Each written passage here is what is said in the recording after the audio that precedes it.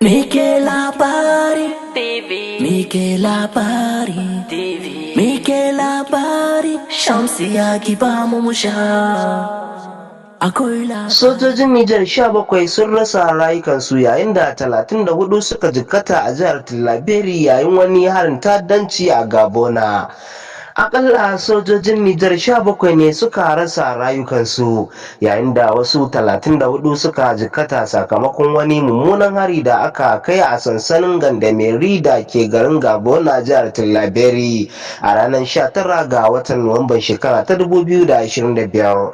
Rahotanni sun bayyana cewa 'yan ta'addar kungiyar EIGS ne suka kai harin cikin dare inda suka yi amfani da makamai masu linzami da motocin yaƙi a cikin wani kwanton bauna. Hukumomi sun tabbatar da cewa an dauki matakan gaggawa don kare lafiyar sauran ma'aikatan tsaro da kuma fararen hula da ke yankin.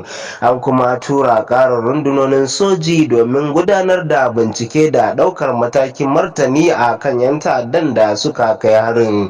Gwamnatin mulkin soja ta Nijar ta bayyana cewa za ta ci gaba da yaƙi da ayyukan ta'addanci tare da samar da kariya ga al'ummar yankunan da ke fuskantar barazanar tsaro.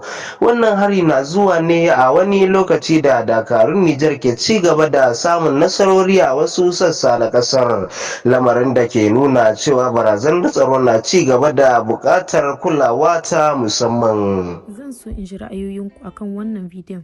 Idan shine zuwanku na farko a wannan tasha, ina mai gayyatar ku da ku danna mana wannan ɗan yatsa mai kalar shuɗi, sannan wannan maɓallin ja, sai ƙararrawa domin samun sababbin shirye-shiryenmu. Da haka nake ce muku sai an jima.